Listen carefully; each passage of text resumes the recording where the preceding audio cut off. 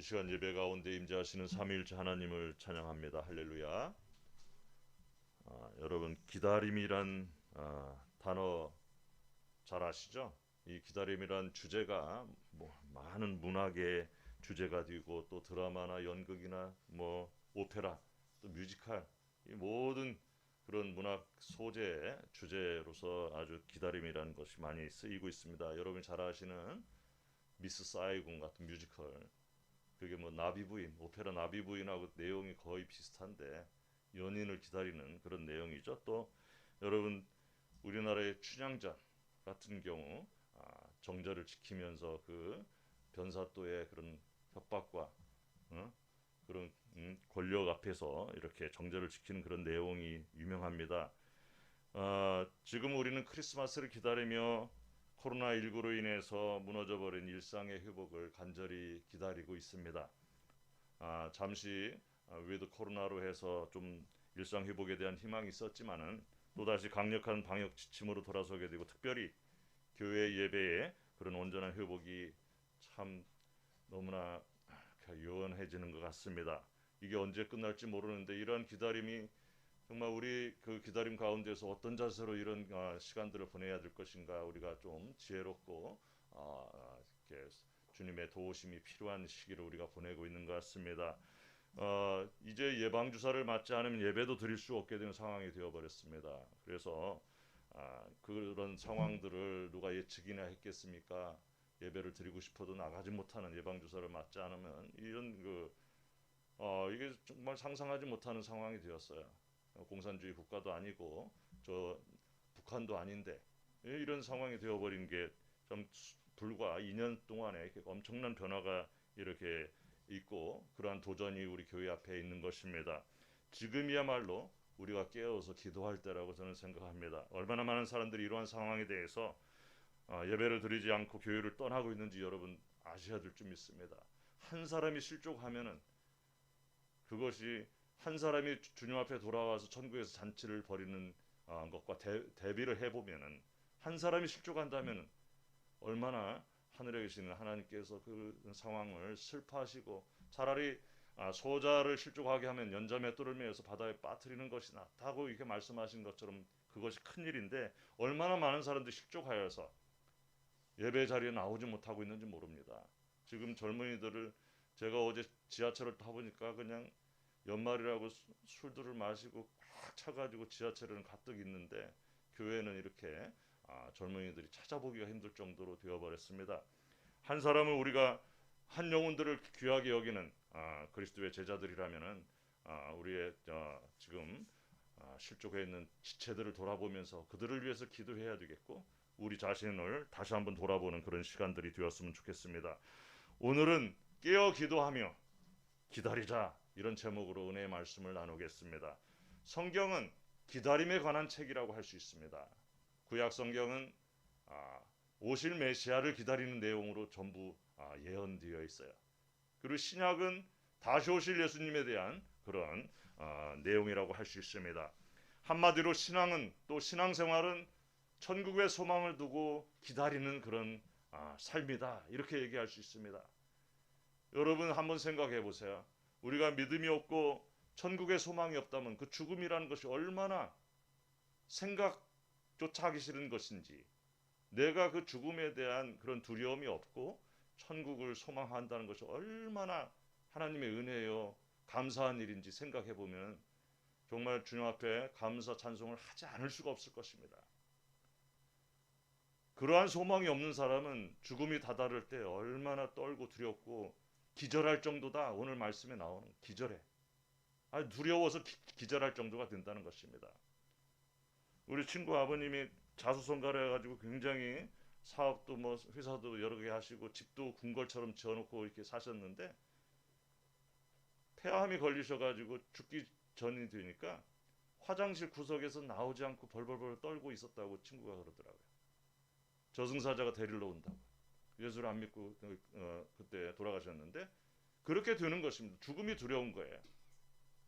요즘에 지옥이라는 영화가 굉장히 유명해졌는데 저는 보질 않았는데 이 죽음이란 것이 얼마나 두려운지 그 기다림이라는 것은 정말 피가 마르는 거죠. 기절할 정도로 두렵고 소망이 없는 그런 사람들의 그런 기다림은 정말 어떻게 말로 표현할 수가 없는 것입니다. 그러나 우리의 죽음은 죽는 것이 아니라 잠자는 것이라고 예수님께서 말씀하셨어요. 왜 그냥 우리에게는 예비된 하늘나라가 있기 때문에 아버지 집이 있고 우리가 돌아갈 본향이 있기 때문에 그냥 잠자듯이 가면 되는 것입니다. 그것이 우리들에게는 정말 세상 어떤 복보다 비교할 수 없는 복이라는 것을 우리가 항상 기억해야 될 줄 믿습니다. 구약 성경을 읽다 보면 참 많은 사람들이 기다림의 그런 이야기들이 나오고 있습니다. 여러분 잘 아는 노아는 홍수로 심판하시겠다는 하나님의 말씀을 듣고 120년이라는 시간 동안 이렇게 방주를 지으면서 그 순간을 기다렸습니다. 그런 그의 모습을 보는 세상 사람들은 손가락질하면서 미쳤다고 비웃었습니다. 이렇게 날씨가 좋고 화창한데 무슨 홍수냐. 그리고 노아가 살았던 지역은 배를 볼 수도 없는 그런 내륙 지방이었어요. 거기에서 지금 배를 짓고 있는 그 노아를 보면서 미쳤다고 그러죠. 자신들과 같이 즐기면서 이렇게 놀자고 비웃었던 것입니다. 하지만 결국 무슨 일이 일어났습니까? 하나님께서 말씀하신 대로 홍수의 날이 닥쳤고 노아의 가족들을 제외한 그를 비웃던 모든 사람들은 물에 빠져 죽는 심판을 받았습니다. 노아는 하나님께서 주신 말씀을 믿으며 그 긴 오랜 시간을 기다렸던 것입니다.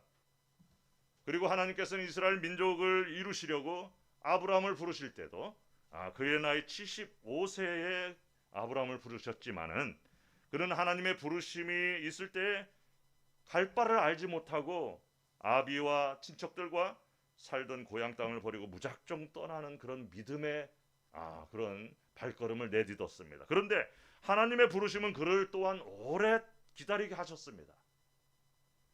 100세가 되어서야 25년이 되어서야 그 부르심을 입고 큰 민족을 이루어 주시라는 약속의 씨앗 이삭을 얻게 됩니다. 너를 통하여서 큰 민족을 이루게 하겠다 말씀하셨는데 100세가 될 때까지 자식이 없는 그런 참 안타까운 그 기다림이었던 것입니다. 하지만 이삭을 낳고 난 후에 400년이 훨씬 지나서야 그런 큰 민족을 이루게 되는 그런 모습을 보게 되고 출애굽을 할 수 있었던 것입니다. 여러분 400년이라는 시간이 짧은 시간이 아니죠.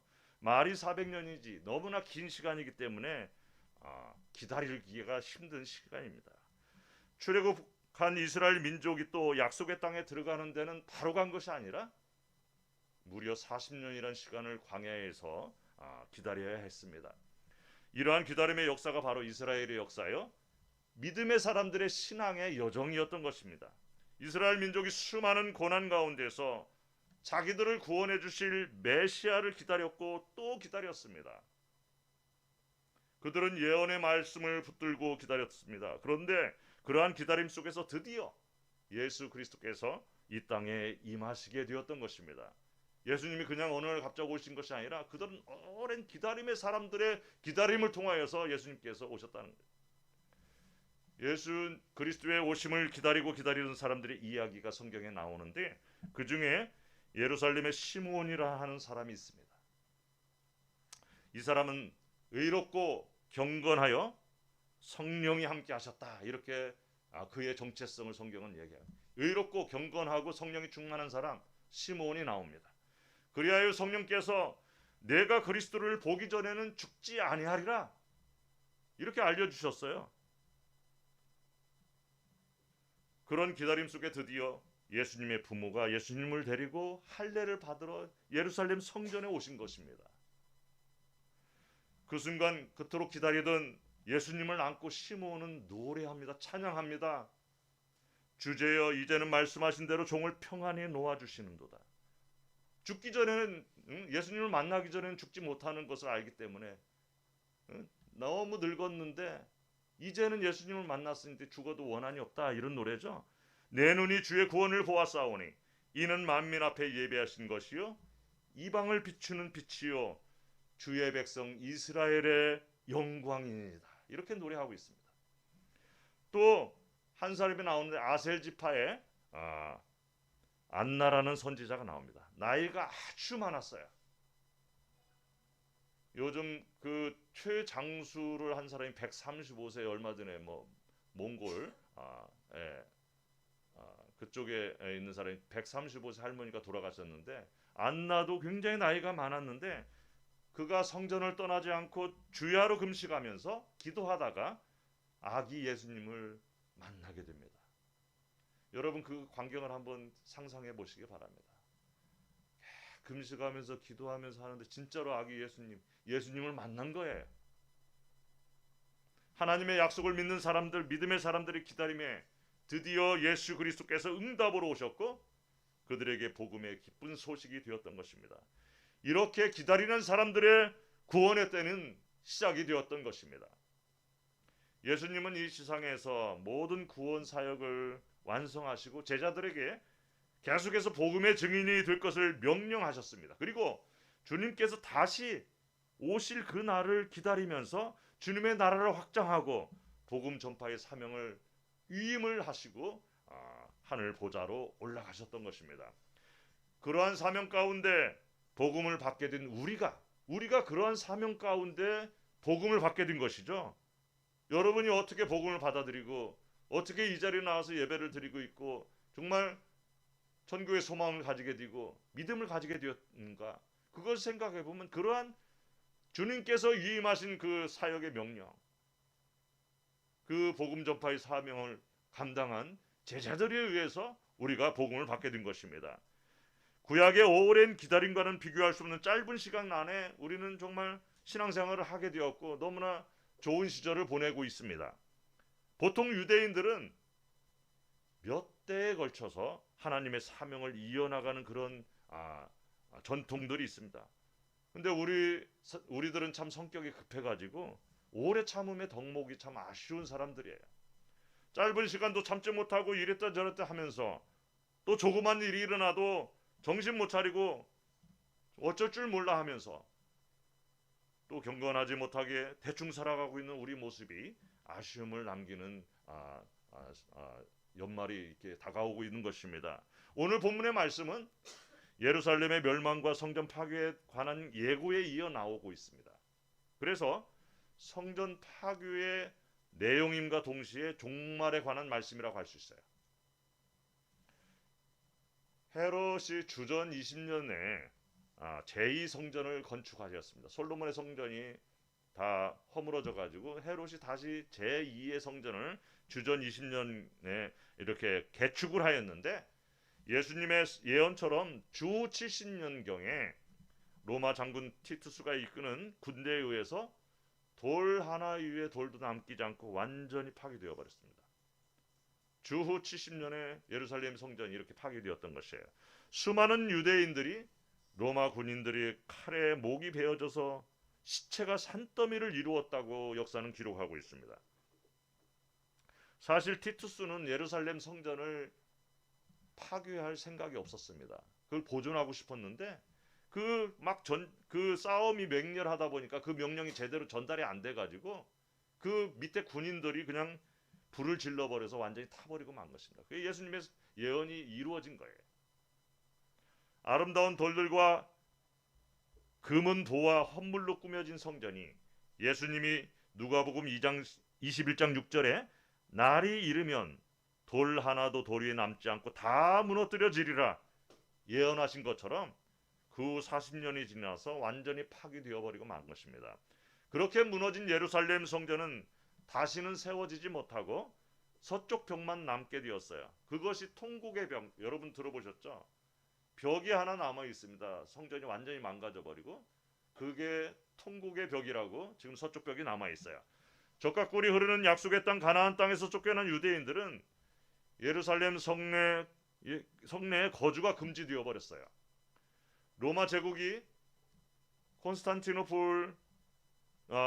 터키 콘스탄티노플의 수도를 정한 동로마 시대에는 1년에 딱 한 번 하루, 즉 로마가 예루살렘을 정복한 아브날에만 예루살렘 출입을 할 수 있게 되었던 것입니다. 유대인들은 예루살렘 들어가지 못하게 로마 사람들이 막아놨고 1년에 딱 하루 갈 수 있는 그 시간을 예루살렘 성전이 멸망한 그날 아브날 그날로 정해줬던 것입니다.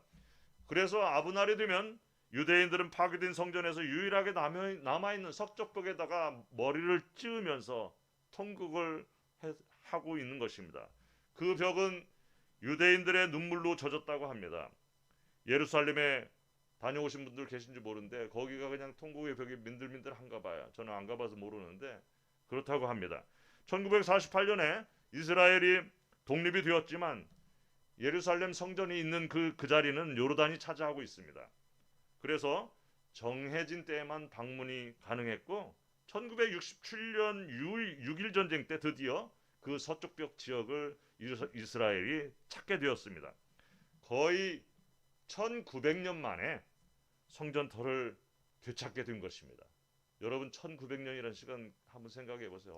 엄청난 긴 시간인데 드디어 1900년 만에 그 예루살렘 성전터를 이스라엘 사람들이 찾게 된 것입니다. 그래서 그러한 돌로 지은 성전이 그렇게 큰 의미를 둘 수 있는 것인가, 거기에 대해서 우리가 좀 생각해 봐야 되는 것입니다. 메시아로 오신 예수 그리스도께서 예수 그리스도를 믿지 않고 그들이 예루살렘 성전만 지금 찾으려고 하고 있는 그 안타까운 모습들 우리가 보고 있지 않습니까? 메시아는 이미 오셨는데 그들은 아직도 메시아를 기다리고 있는, 예루살렘 성전을 회복하고자 하는 그런 잘못된 기다림, 그런 불쌍한 기다림 가운데 그들이 있다는 것입니다. 오늘날 우리가 찾아야 될 진정한 성전은 성지 예루살렘의 성전이 아니고 성령을 모셔드린 우리들의 마음의 성전이요, 신약의 신령한 교회라고 할 수 있습니다. 예수님은 이러한 마지막 때에 관한 예언들을 하시면서 앞으로 맞이하게 될 영광을 위해서 먼저 오늘의 징조들을 알아야 한다고 가르치셨습니다. 여러분, 세상에는 많은 징조가 있죠. 뭐 하늘을 보고 징조가 있고, 얼마 전에 제주도에서 또 지진이 일어나는데 그 물고기들이 그 지진이 막 일어나니까 많이 잡히고, 그런 징조들을 이렇게 분석을 하고 있는데, 그러한 징조 중에 자연의 징조들이 참 많이 있습니다. 우주 만물이 포함되어 있어요. 무화과 나무의 잎이 무성해지면 여름이 온다는 것을 그 유대 사는 사람들은 다 알고, 그런 자연 현상을 보면서 때가 이르는 것을 이렇게 예측을 하고 있는 것이죠. 그런데 그 수많은 징조들 가운데서도 무엇보다도 바로 예수님 자신이 징조라고 예수님께서 말씀하셨어요. 내가 바로 그 징조다. 그러니 너희들은 두려워하지 말고 놀라지 말아라. 나를 믿고 보이지 않는 천국을 소망하면서 믿음의 경주를 다하고 기다리라고 말씀하시는 것입니다. 내가 징조다. 내가 천국이 가까이 옴을 나타내는 징조다. 여러분, 천국에 가고 싶으시죠? 빨리 가고 싶으시죠? 근데 어느 목사님이 이렇게 성도들에게 물어봤어요. 지금 당장 천국에 가고 싶으신 분 손들어 하니까 아무도 손을 안 들었다고 그래요. 천국에 가고 싶은 사람들 손들어 하니까 다 들었는데 지금 가고 싶은 사람 손들으니까 아무도 안 들었다고 그럽니다. 만약에 초대교회 성도들에게 그런 질문을 했다면 모두 손을 들었을 것입니다. 왜 그러냐면 초대교회에서는 극심한 박해의 시기였고, 그리스도인들은 재정적으로 물질적으로 너무나 힘든 상황이 있었기 때문에 지금 당장 천국에 가고 싶은 사람들이 전부였을 것입니다. 자기들의 모든 것을 팔아서 서로 나누면서 목숨을 걸고 복음 전파에 힘쓰던 사람들이었기 때문에 제발 주 예수여 오시옵소서, 이게 입에 달고 있었던 사람들이 마라나타, 여러분 아시죠? 주 예수여 속히 오시옵소서, 오시옵소서. 그런 외침이 우리 신앙인들의 외침이 되어야 될 줄 믿습니다. 그런데 우리들은 어떻습니까? 뭐 장가도 가야 되고 시집도 가야 되고 할 일이 너무 많아요. 그래서 천국잔치에 초대에 응하지 않는 사람들처럼 너무나 해야 할 일들이 많은 사람들입니다. 그리고 너무나 재미있는 일들이 많은 세상인데 좀 즐겨야지. 지금 천국에 가면 너무 그냥 천국은 너무 심심할 것 같죠. 그래서 누가 이런 말을 하더라고요. 심심한 천국이고 즐거운 지옥이란 말을 하고 있어요. 미국이 마치 심심한 천국 같고 한국은 즐거운 지옥이라고 이렇게 빗대서 얘기를 하는데, 여러분, 천국은 심심한 곳이 아닙니다. 천국은 그냥 우리가 가서 쉬는 곳이 아니에요. 상상할 수 없을 정도로 역동적이고 거기는 정말 즐거운 곳이라는 것을 우리가 알아야 돼요. 쉬는 곳이 아니라 거기서는 매일 파티하고 노래하고 찬양하고 예배하고 아주 그냥 너무나 역동적이라는 것을 우리가 알아야 되는데, 보통 사람들이 천국 가면 편안히 쉰다고 생각하는데 그게 아니에요. 전혀 염려하지 마시기 바랍니다. 너무나 재미있는 일들이 많은 곳이라는 것을 우리가 생각해야 됩니다. 옛날에 그 제가 잘 아는 전도사가 청년 사역을 하는데 크레딧 카드 빚이 너무 많아가지고 빨리 좀 예수님 오셨으면 좋겠다 이렇게 농담조로 얘기하는 거 들었어요. 세상에서 살만한 사람들은 주님 오시지 말라고 이렇게 말하고 싶은데, 정말 이 세상에서 빡빡하게 재정적으로 힘들고 여러 가지 힘든 사람들은 주님 빨리 오시기를 바라는 것 같습니다. 그래서 오늘 34절 말씀처럼 너희는 스스로 조심하라. 그렇지 않으면 방탕함과 술 취함과 생활이 염려로 마음이 둔하여지고 뜻밖의 그날이 덫과 같이 너희에게 임하리라. 여러분, 덫 아시죠? 덫에 걸린 사람들이 덫에 걸릴 것을 예상이나 하겠습니까? 그 순간까지 전혀 모르고 있다 덜썩 걸리는 게 덫인데 바로 그날이 덫과 같이 임한다 이렇게 말씀하셔요. 만약에 주님이 우리 집에 오셔서 문을 두드리는데 주님을 맞아들이지 못하고 또 등불에 기름이 떨어져서 맞아들이지 못하는 그런 신부들처럼 되어버리면 어떻게 되겠습니까? 정말 그것처럼 황당한 일은 없는 것입니다. 주님을 맞아들이지 못하는 거예요. 다시 오실 주님을 맞아들이지 못하고 그냥 그 기회를 놓쳐버린다면 그것처럼 황망한 것이 없을 것입니다. 그래서 이러한 주님의 임하심은 누구에게나 도둑같이 임하는 날이기 때문에 우리가 정신을 차리고 깨어서 준비하고 기도하고 기다려야 된다고 성경은 계속해서 경고하고 있는 것입니다. 산속에 덫을 이렇게 놓고 토끼나 이런 그 짐승들을 잡는데 그 짐승들이 그냥 멋모르고 뛰다가 밟아버리면 그냥 그 순간에 잡혀서 이제 죽음이죠. 우리의 마지막도 바로 이렇게 오게 된다는 것을 성경은 분명히 얘기하고 있습니다. 이거 예수님 말씀입니다.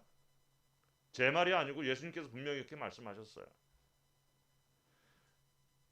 우리가 정말 다시 오실 예수님을 그러한 기다림으로 경건하게 거룩하게 깨어 기도하며 기다리지 않으면 놓칠 수가 있다는 경고를 우리가 심각하게 받아들여야 줄 믿습니다. 그리고 주님께서는 그렇게 깨어 기도하는 사람들에게는 영적인 분별력을 주셔가지고 성령으로 계시를 주셔서 그 순간들을 충분히 알게 하신다. 그 징조를 깨닫게 하신다는 거예요. 여러분, 이러한 말씀들, 징조에 대한 말이나 종말에 대한 말을 악용을 해가지고 많은 사람들을 그냥 힘들게 하고 인생을 망가뜨리게 하는 거짓 예언자들이 많습니다. 특히 한국에 그런 사이비들이 많았는데 그 사람들이 몇 년, 몇 월, 몇 시에 세상의 종말이 온다. 만약에 누가 날짜와 때를 말하면 그건 무조건 사기라는 것을 여러분 분명히 알아야 돼요. 왜냐하면 그날은 도둑같이 아무도 모르게 온다고 성경에 분명히 예언되어 있기 때문에 그렇습니다. 오직 하나님 아버지께서만 아신다고 그랬어요. 예수님도 아들도 모른다고 그랬고 하나님 아버지만 아신다는데 누가 다른 사람이 안다면 그 사람은 하나님이란 얘기죠. 누가 계시를 받아서 그때를 정확히 말한다면 그건 100% 사기라는 것을 분명히 알아야 돼요. 그런데 이렇게 우리가 알고 있으면서도 그런 거짓말에 빠지는 사람들이 많다는 것입니다. 그 사람들이 예수를 안 믿던 사람들이 아니라 열심히 믿던 사람들이 곧 빠져요. 여러분, JMS 정명석이란 그 문선명한테 배운 그 아류가 있는데 10년형을 살고 나왔어요. 얼마 전에 출소를 했는데 2015년에 3월 16일에 정명석이 휴거가 됐다고 주장을 했습니다. 그 이단 교파에서 그는 아예 자신이 성자와 성령의 분체라고 주장을 하였어요. 성자와 성령의 분체. 그의 종말에 대한 말이 사기임이 밝혀진 것은 무엇 때문에 참 단순한 것인데 그가 적금 통장을 들었는데요. 2015년에 종말이 온다고 그랬는데 2016년에 그 적금이 만기되는 적금 통장이 법정에서 그게 꼬투리가 돼가지고 사기임이 밝혀진 거예요. 응? 2015년에 종말이 온다고 주장하는 사람이 2016년에 만기가 되는 적금 통장을 들고 있다니 이거 완전 사기잖아요. 그래서 10년형을 살고 나왔습니다. 그가 10년형을 받은 것은 여신들에 대한 준강간 혐의인데 아직도 그 종교단체는 흩어지지 않아요. 종교단체는 이렇게 사기가 드러나도 흩어지지 않는 그런 그런 아주 특징이 있습니다. 사람들은 종말에 대한 두려움이 있기 때문에 오히려 신앙 있는 사람들이 그러한 말에 빠져들어서 집 팔고 재산 팔고 그냥 다 정리해서 그 집단에 들어가는데 거기서 나오지 못하는 이유가 뭐냐면은 그걸 인정하면 자기 인생이 완전히 그 후폭풍을 감당을 못하기 때문에 알면서도 그걸 합리화하면서 거기에 그냥 있는 것입니다. 그리고 그 교주들이 얼마나 마귀들의 파워를 갖고 있는 영빨이 세요. 악령을 받은 사람들이기 때문에 보통 사람들이 아니라는 것을 압니다. 말을 얼마나 잘하고 번들번들한지 몰라요. 여러분 번들번들한 사람들 굉장히 조심하시기 바랍니다. 조심해야 돼요, 그 사람들. 그렇다고 우리가 아주 긴장감 없이 준비 없이 그때를 맞이해서는 된다는 말이 아닙니다. 내일 지구가 멸망해도 나는 오늘 한 그루의 사과 나무를 심겠다는 말처럼 마지막 순간까지 우리는 감당해야 될 복음 전파와 주님의 사역을 감당하기에 최선을 다하면서 종말론적인 긴장감 속에 상상이 있어야 된다는 거예요. 그냥 그런 긴장감이 없이 우리가 기다림 속에 있어서는 안 된다는 것입니다. 그리고 우리들은 죽는다고 해도 우리의 삶이 끝나는 것이 아니라 계속된다는 것을 생각할 때 그냥 어떤 시간에 대해서 우리가 나이가 먹어가거나 내가 병들어가거나 이런 거에 대해서 너무 초조해할 필요가 없어요. 그냥 가는 것입니다. 자다가 이렇게 깨어나 보니까 천국이더라. 너무나 행복할 것 같아요. 너무 죽음이 그렇게 간다는 것인데 인류들이 죽음에 대해서 그렇게 두려워하는 것은 믿지 않는 사람들이 그렇다는 것입니다.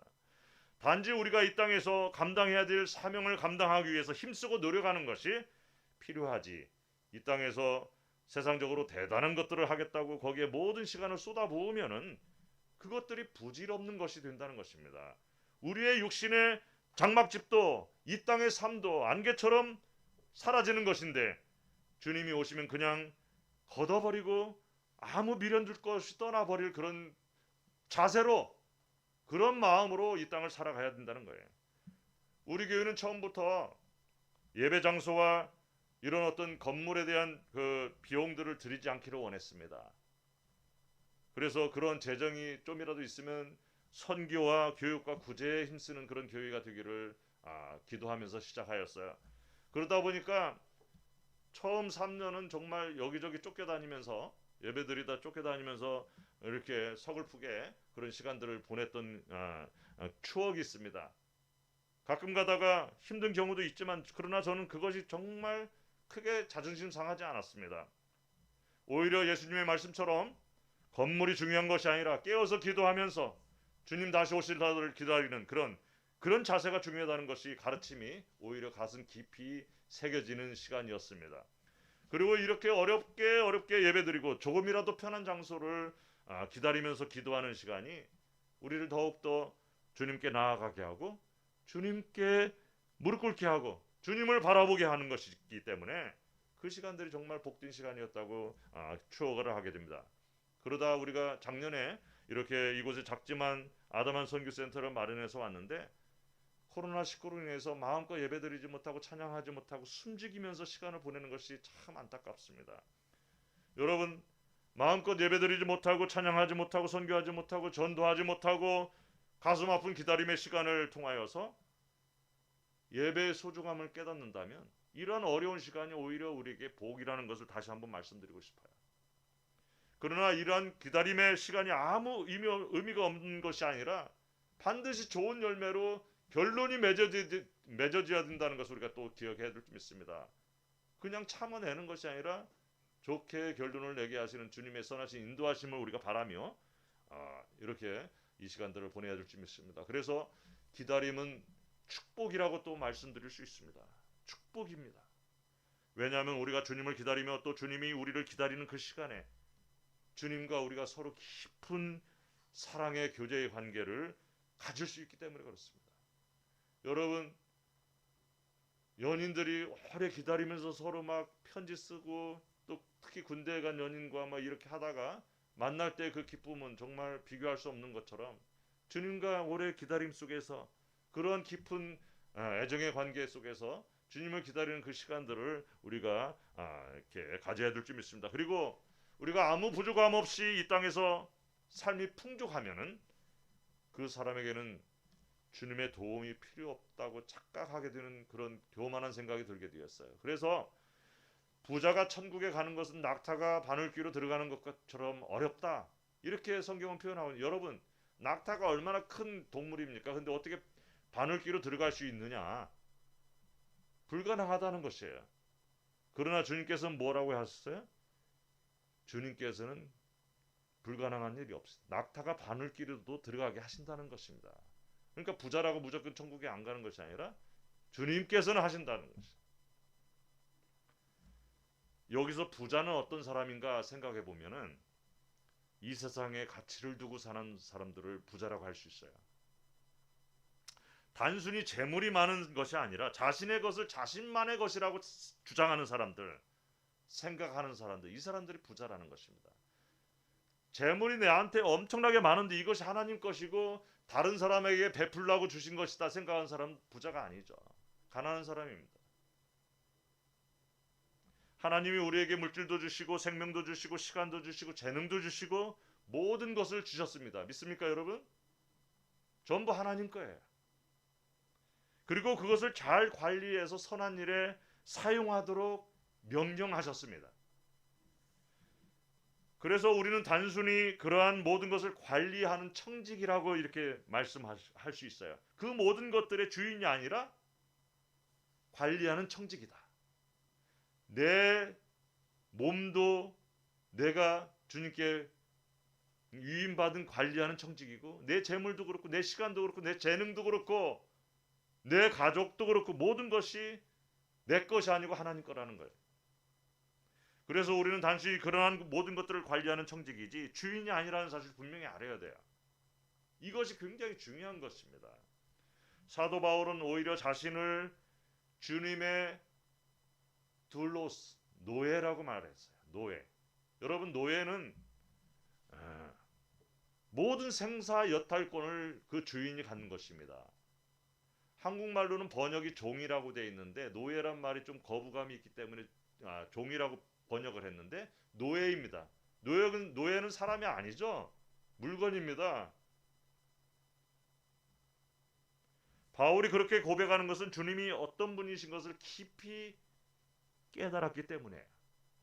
여러분, 주님 같은 주인이 계시면 나는 그냥 지금이라도 바로 노예가 되고 싶다. 바울은 그런 마음으로 그렇게 표현을 하고 있는 것입니다.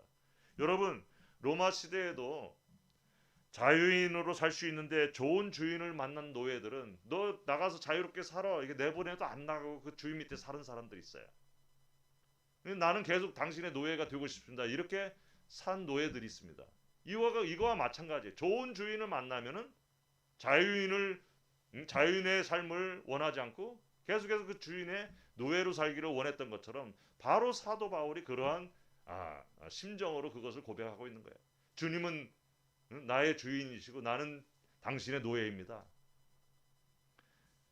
그런데 이 땅의 부자들은 전혀 이러한 말씀에 동의하지 않고 자기의 모든 것이 자기 것이라고 생각하면서 자기 마음대로 갑질하면서 그것을 사용하기를 원하는 것입니다. 그래서 부자는 결코 천국에 들어가지 못한다는 것을 말씀하죠. 결코 들어가지 못하는 거예요. 부자에 대한 아까 제가 말씀을 드렸죠. 부자가 어떤 게 부자인지. 자기 것이 자기 거라고 주장하는 사람이 부자라는 거예요. 재물이 많고 작은 게 부자, 그 부자가 아니고 자기 것이 모든 게 자기 거라고 생각하는 사람이 부자라는 것입니다. 우리는 세상의 부자가 되려고 결코 주님이 주신 모든 것을 사용해서는 안 되겠습니다. 우리는 장차 순식간에 다가올 그날을 깨어 기도하며 준비하는데 특히 우리에게 주어진 복음의 사명을 감당하는데 그 모든 것들을 사용해야 될 줄 믿습니다. 이러한 시간은 베드로후서에 죽게는 하루가 1000년 같고 1000년이 하루 같다는 말씀처럼 그날이 오래 걸릴 수도 있고 바로 지금이 될 수도 있다는 거예요. 그래서 주님께서 하신 약속이 더디다도 할 것이 아니라 주님께서는 한 명이라도, 한 영혼이라도 멸망에 이르지 않고 회개하기를 원하시면서 지금도 기다리고 기다리신다는 애타는 그런 마음을 우리가 조금이라도 이해를 하면서 그런 기다림의 시간을 보내야 될 줄 믿습니다. 사랑하는 성도 여러분, 우리가 해마다 크리스마스를 기다리면서 주님이 이 땅에 오신 의미를 기억하며 다시 오실 주님을 우리의 마음속에 모셔드리는 시간들을 보내고 있습니다. 그것이 바로 대강절이라고 제가 설명드렸죠. 주님을 기다리는 사람들은 독수리가 날개를 치며 올라감같이 달려가도 뛰어가도 피곤하지 않을 것이라고 성경은 이야기해요. 앙망하는 자, 주님을 앙망하는 자들은 피곤하지 않다. 왜냐하면 주님만이 우리의 참 소망이요, 모든 기쁨이요, 위로요, 평화요, 모든 것이 되시기 때문에 주님을 앙망하는 자들은 결코 지치지 않고 피곤하지 않다는 것입니다. 여러분, 세상살이가 참 힘들고 빡빡합니까? 피곤하고 그냥 주저앉고 싶습니까? 도대체 무슨 의미로 내가 지금 이 땅에 존재하고 흥이나 하지 않습니까? 주님을 앙망하시기 바랍니다. 주님을 바라보시기 바랍니다. 주님은 우리의 모든 문제의 정답이시기 때문에 그렇습니다. 그런데 가장 불쌍한 사람이 어떤 사람이냐? 정말 자신한테 큰 문제가 있는데 그 문제를 인식하지 못하는 사람이고 느끼지 못하는 사람이에요. 문제를 모르고 회개하지 못하고 아무렇지도 않은 것처럼 살아가는 것이야말로 가장 큰 그런 비극이라고 말씀드릴 수 있어요. 겸손하게 자신의 문제를 깨달은 사람들은 주님의 도우심을 간절히 바라고 주님 앞에 무릎을 꿇게 되어 있는 것입니다. 예루살렘 성전을 떠나지 않고 금식하며 기도했던 시므온과 안나처럼 거룩하고 경건한 기다림의 사람들, 그 사람들만이 다시 오실 주님을 맞아들일 수 있다는 것입니다. 예수 그리스도께서 이 땅에 오시며 복음을 주시고 이미 구원의 사역을, 역사를 시작하셨습니다. 이 땅에 이미 하나님의 나라가 시작되었다는 것을 우리가 분명히 알아야 돼요. 이미 시작되었어요. 주님을 기다리는 우리는 새하늘과 새 땅에 합당한 사람으로 매일매일 거룩하게 지는 그런 훈련을 하고 있는 것입니다. 우리의 말 한마디나 행동 하나가 정말 주님께 하듯이 해야 할 것입니다. 하나님의 나라가 이미 시작되었는데 아직도 세상 나라에 영원히 살 것처럼 그냥 소중한 시간들을 땅만 보면서 살아간다면 부지불식간에 영혼이 빠져나오지 못할 덫에 걸리고 만다는 것입니다. 약속의 말씀을 붙들고 새하늘과 새 땅을 바라보면서 경건하게 거룩하게 깨어 기도하며 다시 오실 주님을 맞아들이는, 기다리는 참으로 복된 여러분들 되시기를 간절히 축원합니다. 이제는 임마누엘로 임하신 예수님의 은혜와 천국 소망 가운데 기다리며 주님을 고대하게 하시는 하나님 아버지의 만극하신 사랑과 성령님의 위로교통 역사 충만하심이 잠시 동안 이 땅에 살면서 영원한 하늘나라의 소망을 두고 주님을 속히 만나기를 갈망하는 주님의 자녀들 머리 위에 지금부터 영원토록 함께 있을지어다. 아멘.